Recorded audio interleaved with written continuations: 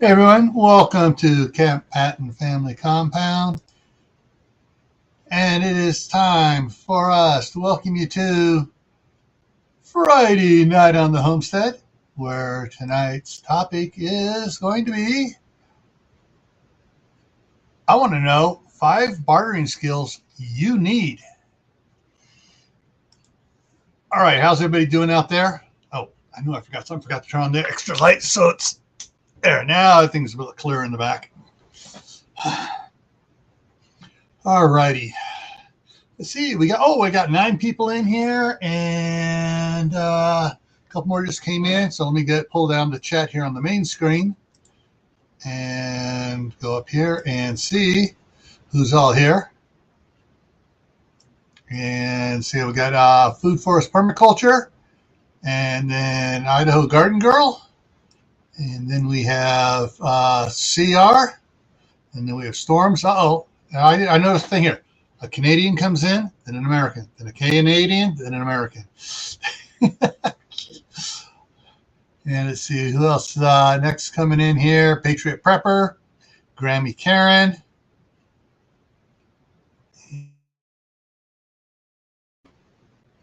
And so that means we got 4 lurkers that are just, watching. Hey, hi guys, how you doing? All righty. Before I jump into this, I don't know if any of you have seen some of the videos I threw out here today. I threw about 5 or 6 of them out here. A couple shorts and stuff. Last night, weather report said between 10 and 1 o'clock, there is a possibility of getting 1 inch of snow. And and then today was supposed to be between 1 and 3 inches of snow. I figured, all right. So last night I went out there. I put a bunch of salt out. Keep on the walkway in front of the house because I'm supposed to be having a UPS delivery today. And then on the back patio, you go out the back door and heading towards the shop because I knew I was going to need to get to the shop, either A, to get the snowblower out, or B, get the tractor out. And so I got, this is plenty of ice out. Ice melt out here, and so I'm all ready.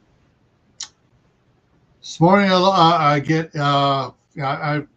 couldn't sleep last night, and so about 2 o'clock I went out and looked, and I was watching a movie and went out and looked. No snow! Yay! That's the 1 inch of snow less, And then, so I got up this morning about 8 o'clock, looked outside. What the heck's going on out here? And there was everything I dumped ice on, where there was ice, where I dumped the ice melt on. There's several spots where it was melting through. It's like, man, there's about 2 inches, maybe 3 inches on there right now, which means whatever hit there at first melted, and this stuff landed on top of the other and didn't melt. Hey, Milo on the ready, welcome. The busy little house, welcome. And so I'm there like, okay, this is going, what's going on? And snow at that time, there was no snow coming down. I go, okay, I'm going to grab my camera, do a quick little short on it. I get back to the door, and it's just coming down. And it's like, holy moly, what's going on with the snow? And I opened up the door, and it was up about that high all the way across in front of the door. I had a broom there, and I brushed it out and everything out, and did a quick little video. And then about an hour later, I went back, and I came in and checked all my emails and everything here. Went back, looked at it again, and it was that tall again against the door, and the metal step out there was covered with snow. And I swept it off. I went and checked the back. Same thing in the back, swept it off. All that ice melt I put down was covered with snow. And I swept it off, and I tossed some more ice melt out on the back step. And after the step to the out a little bit, so I get out there with the shovel and just clean it off in a little bit. And it just kept coming down, and it kept coming down. And I posted another video later. Okay, it's getting nuts here. anyways, when it finally stopped snowing, I get out there and I go to clean it off. And where I had dumped all the ice melt between the back door and the shop, it had about 6-7 inches of snow on it. I go, what, did the ice melt not work at all? And when I started shoveling, the bottom inch of it was slush. So that took several inches of snow and turned it into slush. And then I got in there, got the snow blower out, hooked up, came back out, started to blow off the back patio. And I'm going across about 2/3 of the way across, and it's bogging down, and it's so thick and stuff. I go, what the heck? And I get past the back, the other door out of the kitchen, and I back out of there, grab my tape measure, my phone, go out there, 10 friggin' inches where I didn't put the ice melt. 10 friggin' inches with about 8 hours worth of snow. It was coming down. Hey, Ginger Ninja. Alrighty. It took me a while longer. I cleared off the rest of the back patio, got it all blown off, went around out the on the driveway because I knew I wasn't gonna be able to shovel that. And the snow blower, the Snow Joe snow blower, throws it about 5 feet. And so I just went along the side of the house and the pathway that everyone walks on on the driveway up to this street. And I got that all cleared. I got it and I froze. I got it cleared about 6 passes. So it was about 8 feet wide. I had cleared it. And then I started clearing in front of the shop door so I could get the tractor out. The drift had blown up against the shop door and it was 18 inches high. And so I start working and I get with the snow blower and I get it all cleaned off, or I get the tractor out and I push it back and I blow it back so I can have enough room to get the tractor out without packing it on the driveway and start scraping. And then one thing led to another. Anyways, I finally got the tractor. I forgot this morning. By the time I got in there, got the snowblower out, I forgot to put the heater underneath the tractor engine block to heat it up. It's a diesel. And so I heated it up, came back in, had lunch, late lunch, it was closer to 3 o'clock. And I went back out I got out there about 5:15.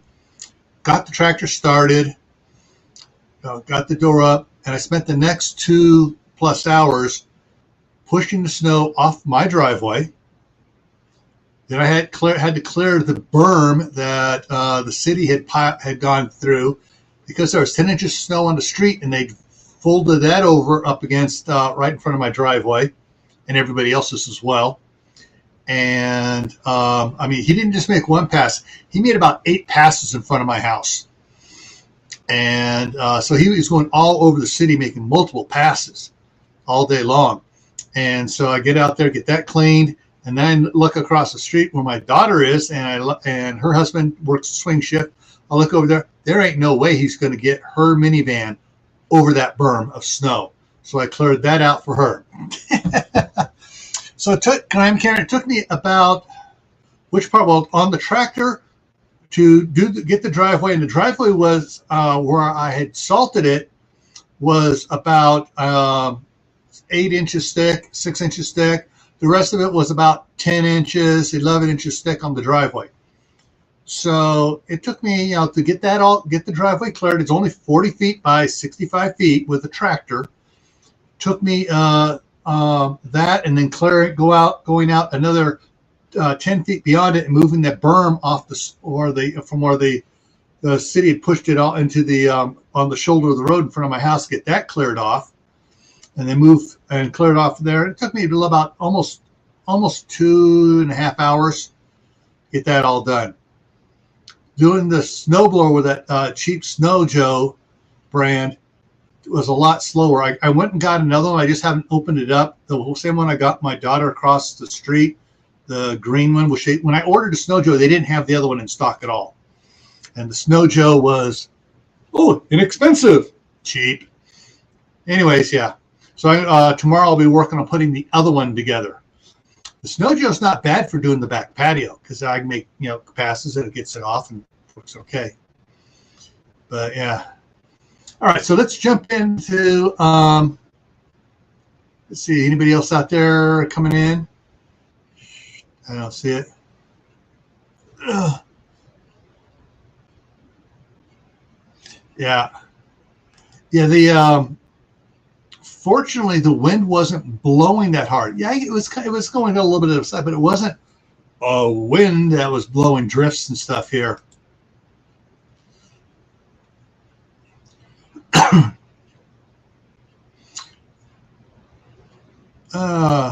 Barter chat time. That's right. Hey, CR, I sent you the link. You got it in your email. All righty, so let's switch over here to, there we go. So 5 skills. If you have a notepad, you want to take notes, something to think about. And Howie jumped on it right away. Save seeds for barter. That's an item, not a skill. Well, harvesting seeds might be a skill. Okay. All right. So 5 skills. All right. Now I'm going to cover 2 sides of this as we go along. An electrician.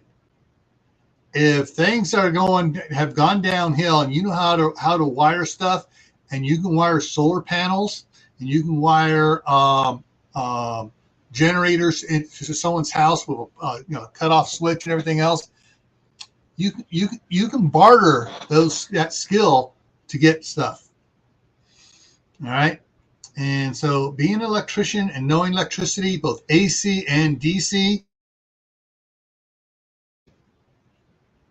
And of course, and nowadays, if you have that skill now and you get in it into one of the unions, cha-ching, blue collar jobs will be some of the last things to disappear when the poop hits the fan, or if you prefer, when Tawaki happens. All right, a farrier, knowing how to shoe horses and donkeys. Hey Glenn, how's it going? Is your fire still going? Yeah, Glenn had a live going on showing him burning all the brush and stuff he's been cleaning up. Hey Tibor. So farrier is something, and kind of goes in a little bit with farrier is the blacksmith. Those are 2 different professions, and the blacksmith can make a lot of things, a lot of wrought iron gates. They can make hinges. So we're in a real end of the world as we know it, or Tawaki if you prefer. And you can't get stuff, and you need things made. A blacksmith can make a lot of stuff. All right. Hey, Adventures with Outdoor Eagle, how's it going? All right. Another one, plumber. How to take care of plumbing, both freshwater supply and sewer.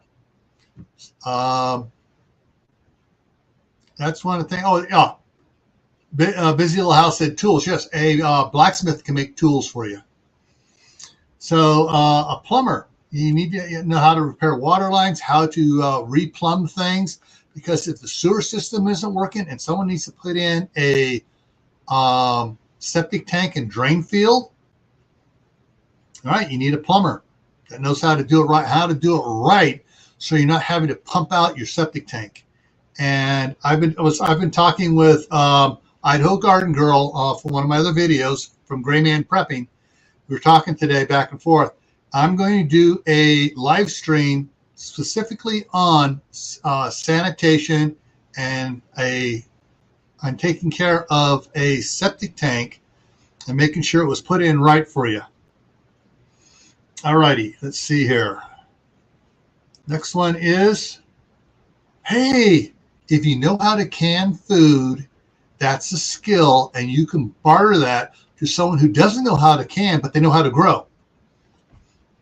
So, and I know several people, I've seen comments on Rebel Canners Facebook page group where people say, yeah, I grew all this stuff, and I contacted one of you guys out there, local, she didn't name which one. She goes, and she canned the stuff for me, and I let her keep half of it. I just got to return the jars that she canned the stuff in. And someone else says, well, I bring over the jars and the food, and they use their own jars for what they're going to keep.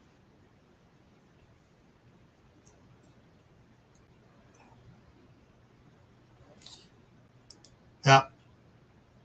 And that's the thing is, if you can grow and store food, oh, cha-ching, what you can get for that skill and what you can do.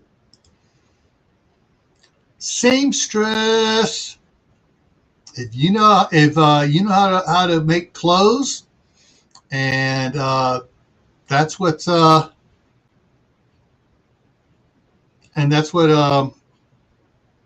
that's going to be a skill. I had a squirrel moment with Tibor said here. So we're going to jump back here for a second.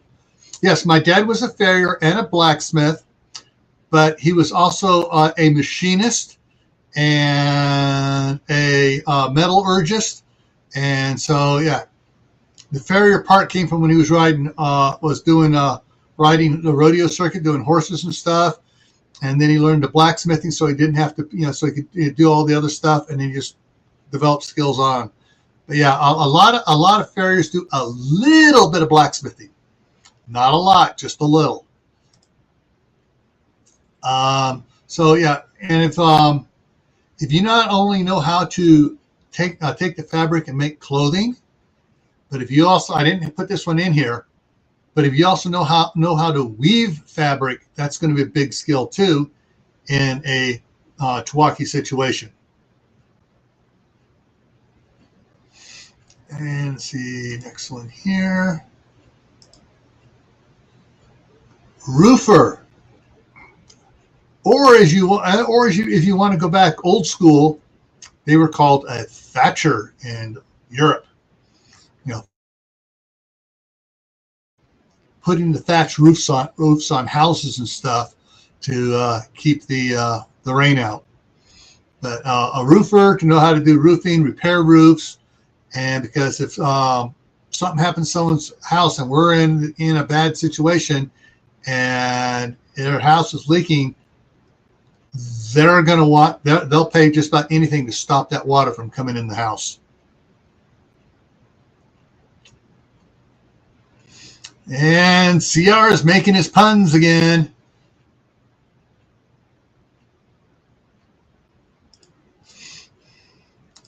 And let's see the next one here.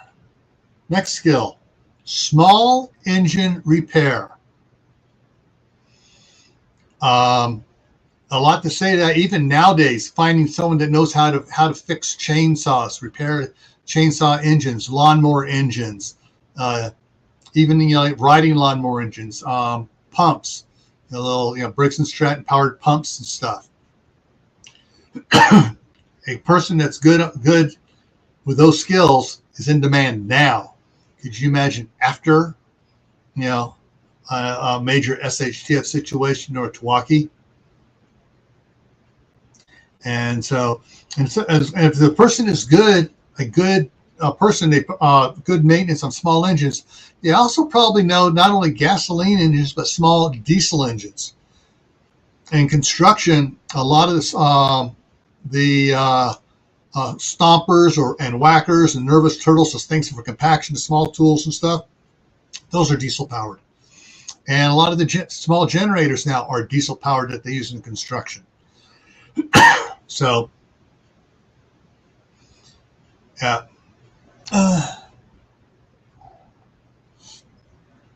All righty, and let's see what we got here. Oh, okay.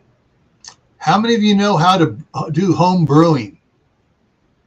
To be a brewer. And not only just make stuff like beer, but harder stuff as well, and how to make medical grade alcohol.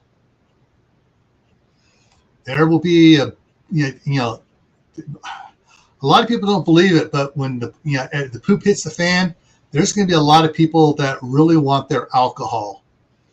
Milo does. People will be getting stressed out, and they'll be turning to alcohol to calm their nerves. Fuel grade alcohol, exactly. Especially you get with the guy that fixes the small engines, and there's no more gasoline. Those small engines are going to need to run on something.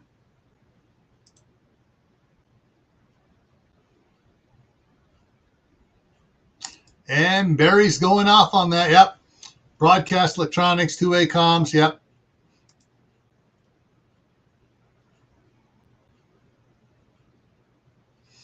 Yeah. And Tibor's, yeah. Building a house will be a skill. Knowing how to set and do a foundation will be a skill. And let's see, next one here I got here. All right, canners. When everybody starts wanting to can, do you know someone who can blow glass for you to make new canning jars and temper them so they will be good for a lot of uses? So someone knows how to make jars and glasses and jugs and stuff like that out of glass. There's going to be a skill to get stuff going. And let's see. And how many of you know how to work draft horses? Single, pairs, quads, sixes, eights. There's a picture that my dad had of his grandfather that got one of the first combines in Riverside, California. The thing was pulled by 60 mules. It was huge. It had like 15 people on it, and it would go across the field and would harvest all the grain and everything else. And it had a big crew keeping it up, and that thing could do for the day, could do what it would take 300 men to do. So, hey, Prepping to Endure, how's it going?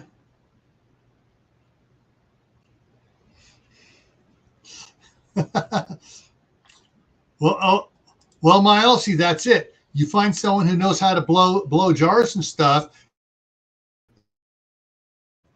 and you make them a deal. You know how to make alcohol. You talk and you barter and you trade.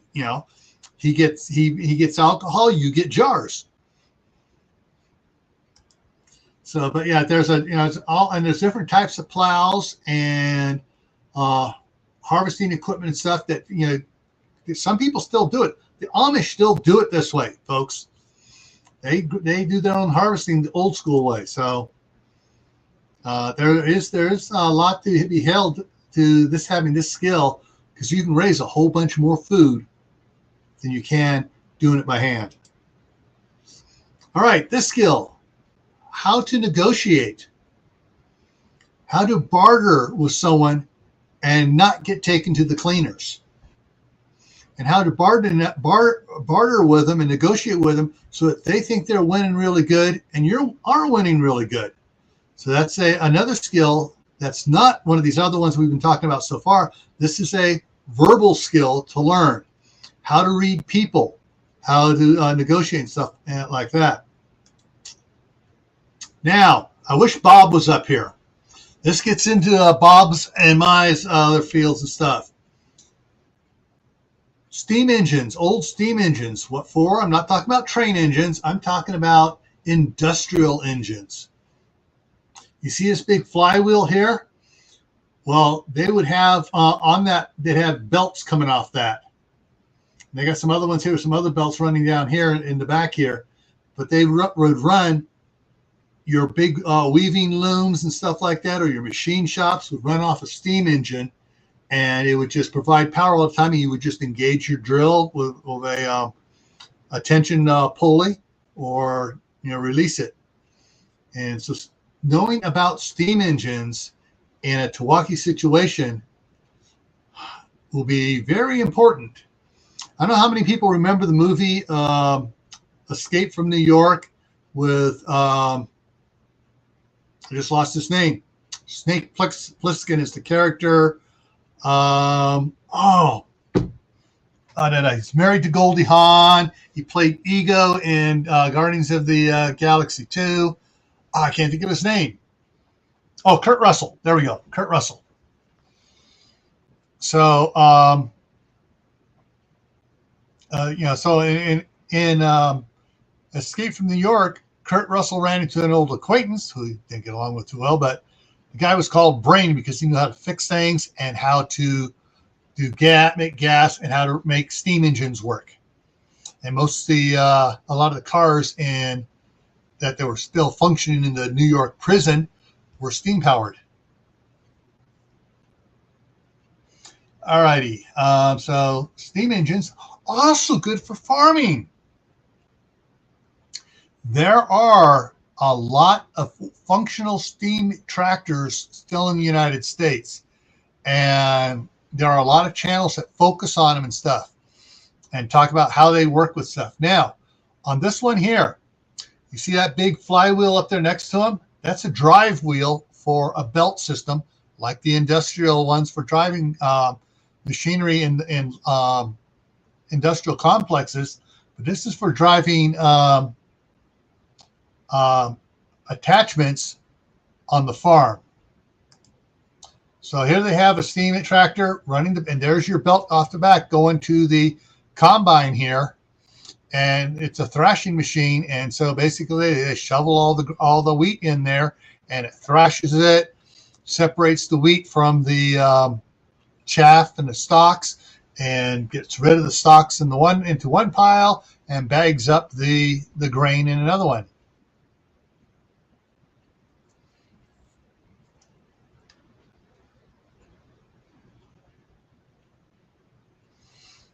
I can't build a device to build a steam generator. Can't build a device to convert steam to linear motion. When I was in high school, I had all my things done. So my senior year was all shop, and I spent most of it in metal shop. And working with the shop teacher there, we built a steam engine, and all it was needed to convert that the steam engine to was just hook it up to a transmission. But then we were starting to work on a piston system, like on a steam train. Because this other steam engine was just was powerful. It took an old internal combustion engine, tweaked it, worked on it, and converted it to run on steam and produce power that way. But my father-in-law worked on the Niles Canyon historical railroad down in Fremont and Niles Canyon there in California, and I spent quite a bit of time down there with him and learning how to rebuild steam engines down there. Talk about a dirty, nasty job rebuilding a steam engine. And they have to do that every 5 years.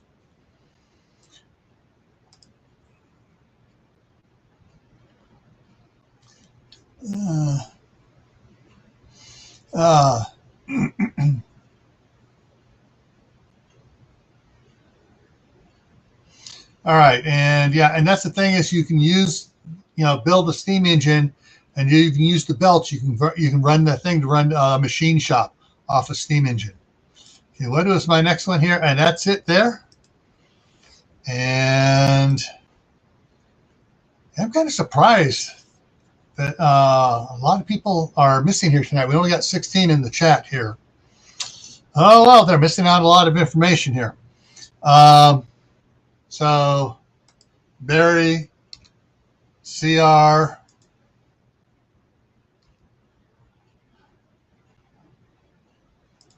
I didn't go, I always mispronounce it. Ethnomologist.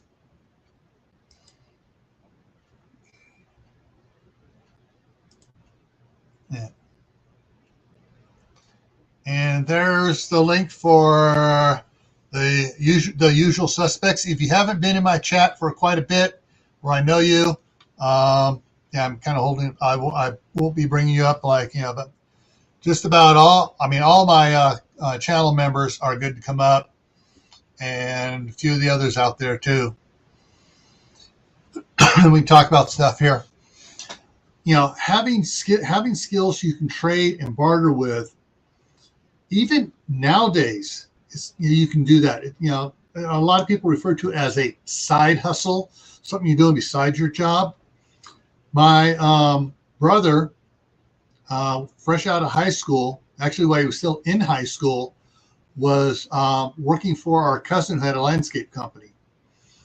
And my brother got so good at doing that as soon as he graduated that summer, he pulled a crew together, some of which he'd already pulled together to work with him on our cousin's landscaping jobs. And he had a crew going together, and he had a big crew, and then finally he had to split the crew and have two crews going.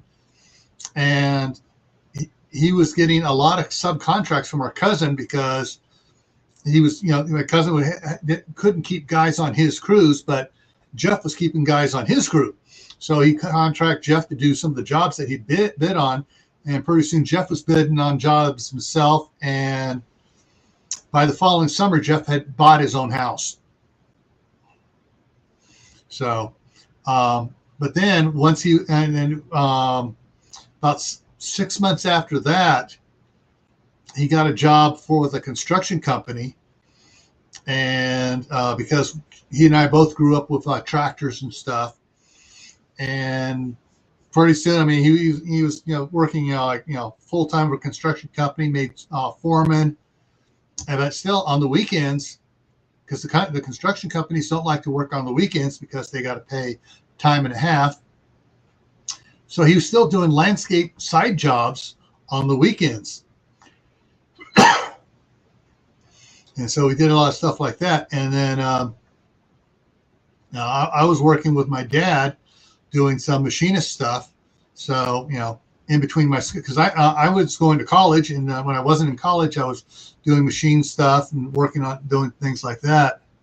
And then working with my brother on the weekend, doing some landscaping and everything else with him. Hey, I'm reading the side chat here. So we got prices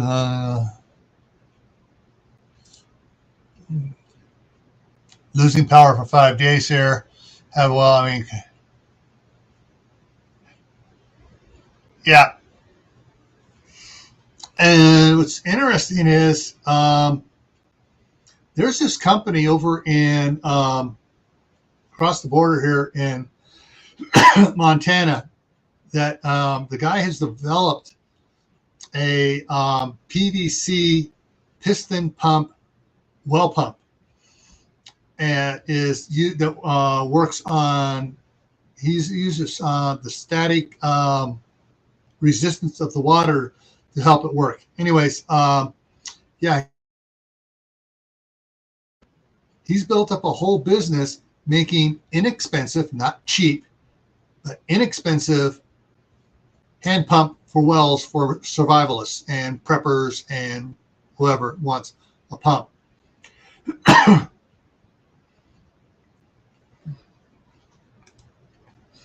Yeah, grid goes down, old typewriters will suddenly be worth something. I think I still have my mom's old, totally manual typewriter.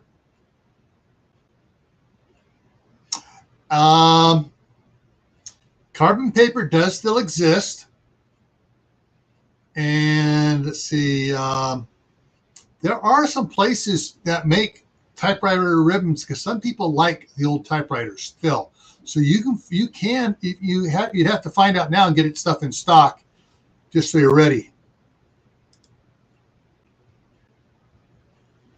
Tibor says it's buried away in a warehouse somewhere, along with the Ark of the Covenant and the crystal skulls and and Indy's whip. Yes, that's it. Apocalypse well pumps. Boom. Chuck gets 5 points for that one. Yeah. And so, yeah, there's a lot of skills, and probably there's the skills you have that you, until you're thinking about it, you don't realize that in a SHTF situation, or the end of the world as we know it, where government's going to be gone for at least 10 years, will become quite valuable.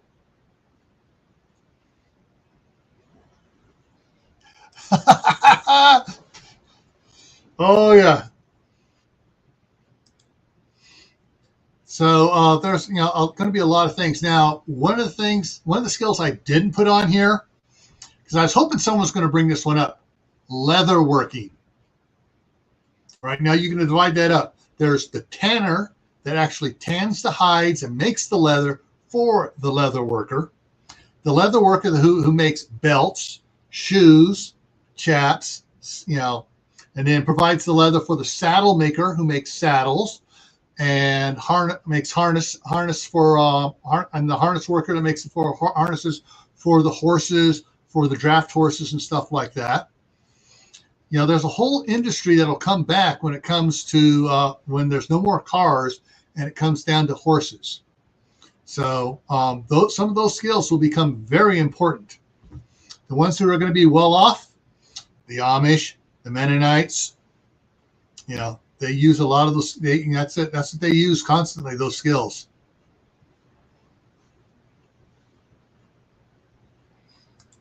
Yeah, Revolution. In fact, it's on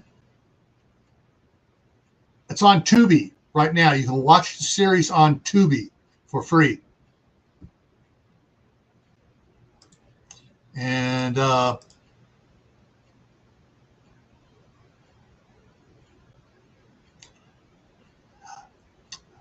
that's the thing, Tibor. There's no friction because of the way it's designed. It's really thin, and the water lubricates it the entire time. The guy figured out a really good system, and it works. And it'll pump down like 280, if I remember this right, 285 feet. You can pump water from it.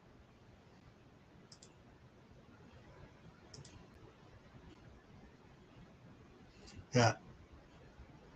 And then, of course, along that time is the other leather worker, and there's a few of them out here that now that make holsters. So there's going to be all sorts of that stuff coming back. Boots, cowboy boots, regular leather shoes with leather soles.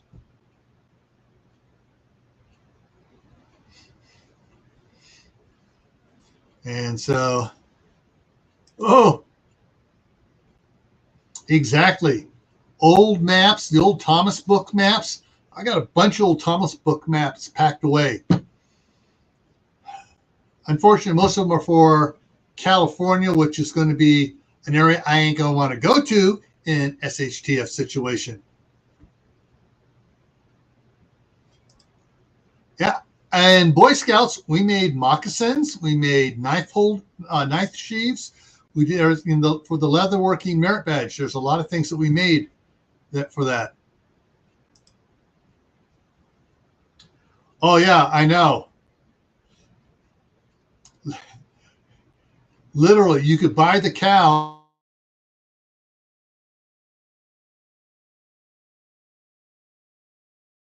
Okay, I'm back.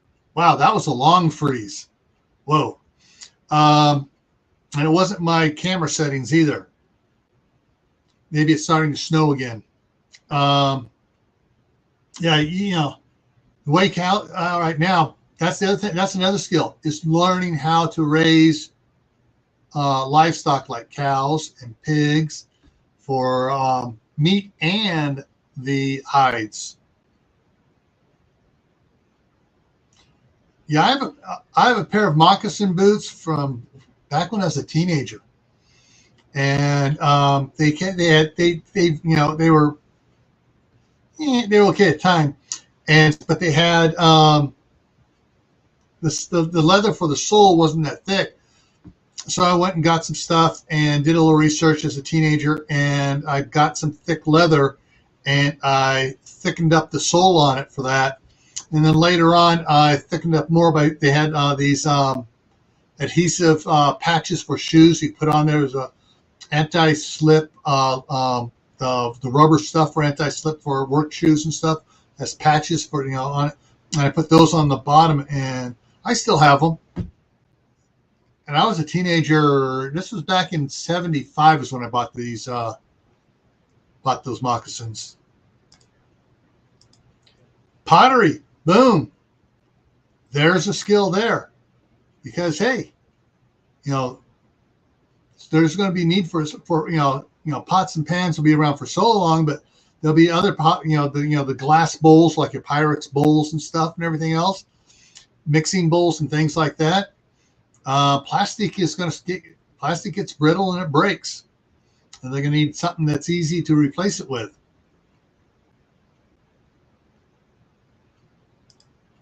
Yeah, raise and process the livestock: chickens, goats, pigs, cows, and then just for raising, donkeys, horses, goats, sheep, raising and process sheep, alpacas, good wool on alpacas if your area can do it.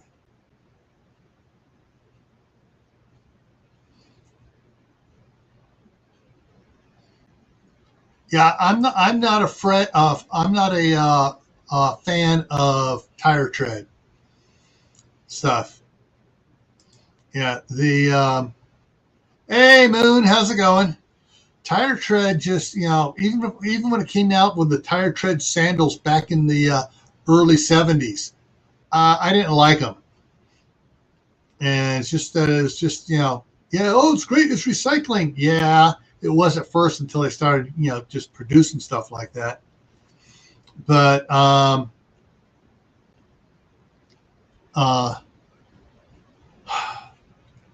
it was just I wanted to keep it more natural, and until that's why I put the thicker leather on it, and then the leather was wearing out quickly because I was wearing those things a lot, and so I put the rubber stuff that were built with adhesives to go on it, and it worked so much better. Yeah, tire will be so much available in SHTF. But finding the stuff that's going to lay flat for you, that's going to be part of the problem. Boom, Pastor McLeody. Woohoo! Yes, wagons, carriages, big freight wagons, small wagons, individual, household type wagons, carriages, ice wagons, and chuck wagons. Because when it comes time to raising cattle, ain't going to be going out there with helicopters and jeeps and stuff to track down the cattle. You're going to have to go on an old-fashioned cattle drive.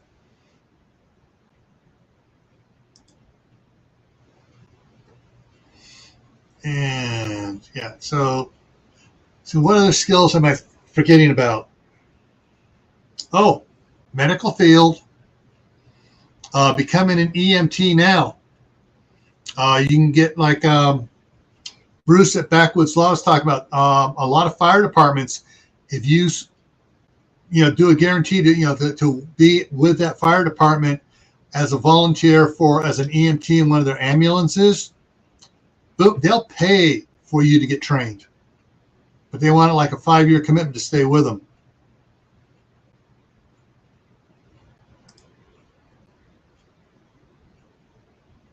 Now, Corningware is a lot sturdier, and then Corel is pretty sturdy too.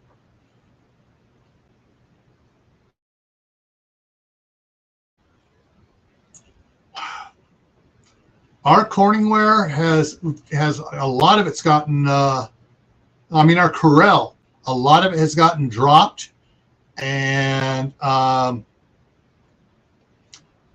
think we've only had about 3 things break because the freakish way they landed, and one broke because when it slipped by the sink, It went down the front of the sink and it hit the metal knobs for the door under the seat. Hit that, and that's what broke it.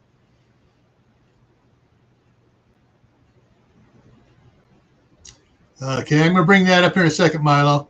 Corningware, the Corningware and stuff, the good. I have my mom's stuff from back in the 60s and 70s because no one else wanted it, and I knew what it was good for, and so it's packed away, it's stored.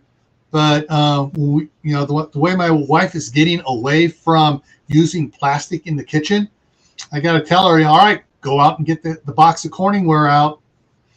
Then you start reheating in the Corningware instead of the plastic bowls. Okay, so who knows how to ride a horse? Who knows how to ride a horse? Not just sit on one and giddy up, giddy up. Yeah. Who knows how to rope and from a horse? Who knows how to work cattle from a horse? Who did that for several summers as a teenager? Who knows how to break a horse because their dad was a rodeo rider? Wouldn't teach me how to ride broncs, but taught me how to break horses the safer way.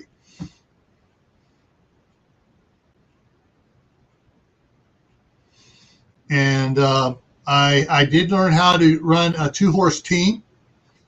I'd never had an opportunity to learn how to run a 4-horse team. Although my dad said the biggest pain the biggest team he ever pain in the butt team he ever ran was 2 summers he worked for Borax. Yeah, he was the guy back in the 50s for a couple of parades where they had the 20 mule Borax team going out there, and he was running that.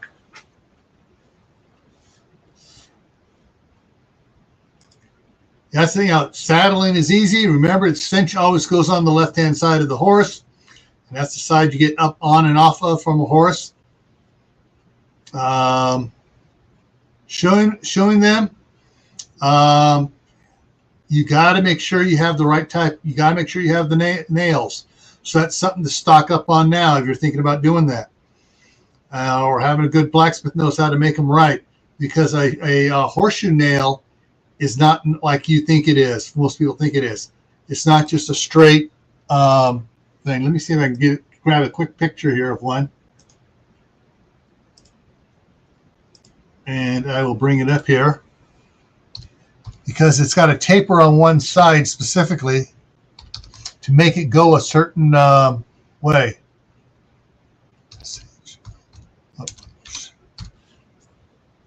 Horseshoe nails. There we go. Images. See if I can find a good one here that shows it on it.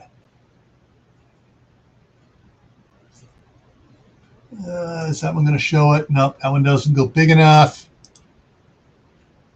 That one doesn't really show it. Oh, come on.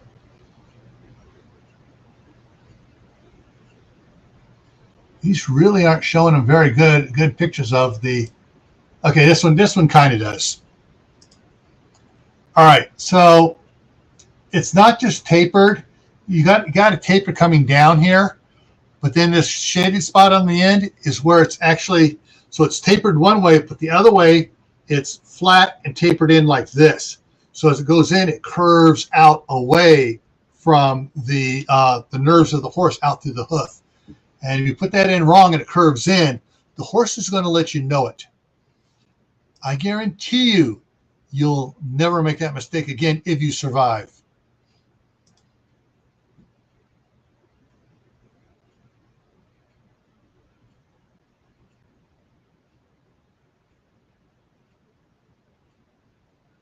I broke my horse and then got caught by my roping his cattle. 2 years roping his stray cattle. Oh, he put you to work, huh?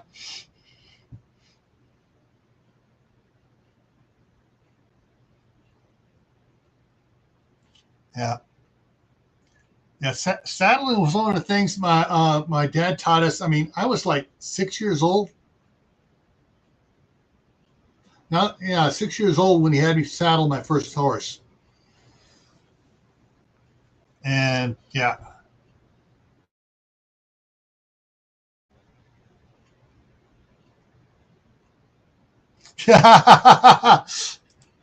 Sort of like the farmer that catches you stealing watermelon, makes you get out there and work the patch for him.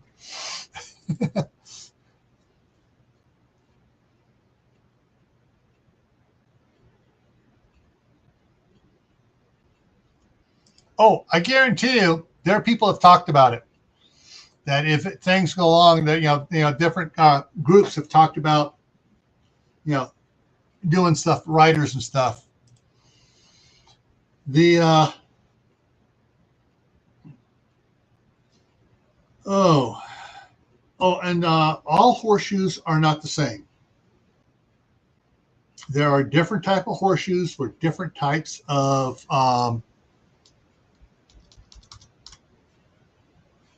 horseshoe types.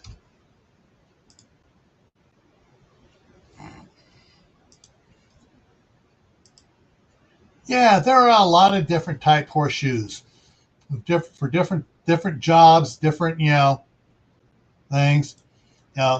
Some have a bigger cleat here on the back. Yeah. So there's a lot of different horseshoes out there, and some are narrower and wider, and and that's where that's the part where a farrier learns to be a blacksmith a little bit, heating it up and adjusting it to work right. Oh, I've ridden so many horses bareback, Moon, as a kid, and yeah. In fact, that's before we were allowed to ride in a saddle. We had to learn. My dad made us learn to ride bareback, and after we learned how to ride bareback with the reins, and he took the reins off and put a hackamore on there, and then we had to learn to do it without anything but a stick. And you take the stick, you roll it up in the mane. That way, you can lead the horse with a stick to get him going until the horse is trained to work with by feet.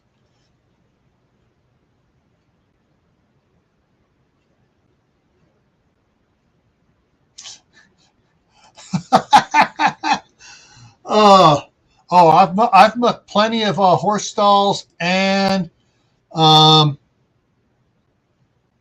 cow stalls out. I don't mind mucking horse stalls out compared to cow stalls. Whole nother flavor there in aromas.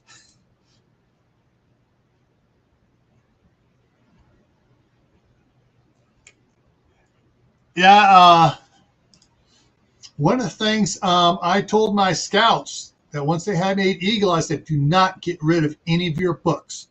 You will need it later in life if things go south. And so, yeah. Yeah. Oh, yeah. Yeah. Time to start learning your nomenclature for horses again. All righty.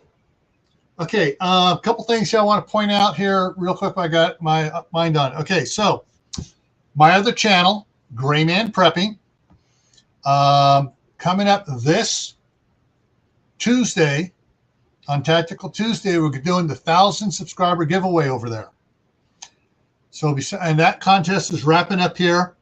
And unless someone goes out full hog board trying to get people to come over and watch videos and subscribe and everything, so you get points from that. It's pretty much set who's going to win it right now because there's been hardly any change in it the last several weeks. There's also, for those, and there are a few people here that are also members over there on Gray Man Prepping. On Gray Man Prepping, I'm also doing a channel member giveaway. So let me just bring it up here. I'm just going to do it manually here. All right. So those are interested, the channel, what I'm doing over there, you have to be a channel member to participate in the giveaway over there. And so bringing it up here. The rules are simple. You need to be a channel member by 11 p.m. Mountain Standard Time on the 30th. That's Monday. 2, you need to be present in the chat on Tactical Tuesday on the 31st. Starts at 10 p.m. Eastern, 8 Mountain Standard Time. And you have to respond when your name is called, and your name is picked by the wheel of names. You have to respond, say, hey, I'm here, blah, blah. And one of the things of how it works is there are 3 channel membership levels. The prepper level, which is $1.90. Oh no, the prepper level, which is 99 cents a month, gets 1 entry on the wheel. The gray man level, which is $1.99, gets 2 entries on the wheel, and the survivalist gets 3 entries on the wheel. That's $4.99 a month. And those are, and I have another video out there talks about what all the bonuses, what all the the perks and everything else on the different channel member levels are. The prizes right now is the first place. The first place winner gets $20. Second place winner gets $10. Third place winner gets $5 Amazon gift cards. I maybe if I get a couple more members between now and then, I'll add another $5 gift card on there. So right now there are nine channel members. So hey, odds are pretty good. That's 1 in 3 of winning one of the prizes. So actually 1 in 4, because of one of the channel members is a survivalist level, another one is a gray man level. The rest are just prepper levels.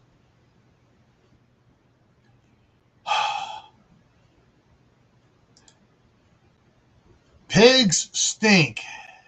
Unless you have enough land to let them roam around on and get able, well, they can't get loose, but you can keep them from piling together. But yeah, I used a tractor to clean out the pig pen that was here when I bought the place. Oh man, I about puked. I'm glad I wasn't doing it by hand. All right, so that's the on Tuesday. That's what the channel membership giveaway is all about there.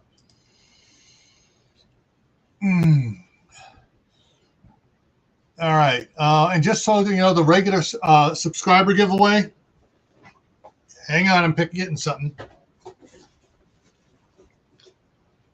The first place prize is this $80 book. This is the color version from Doc Bones and Nurse Amy. This is the 4th edition. Just came out, and it came out about 9 months ago. Oh, and they sent it to me to give away. They autographed it. So, all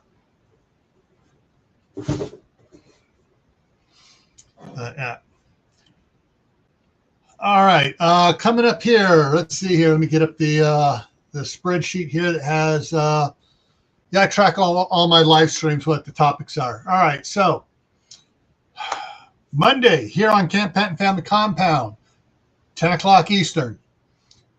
The topic is chickens in winter. I talk about caring for chickens in the winter and just the pluses, the negatives, and the do not do's. Tuesday is on Gray Man Prepping is the giveaways. Thursday night, also on Gray Man, is the Midnight Ride. Next Friday night here. That's on the 3rd. That's the day after Groundhog Day. I'll give you 3 guesses what we're going to be talking about. It's going to be 6 more weeks of winter, I bet.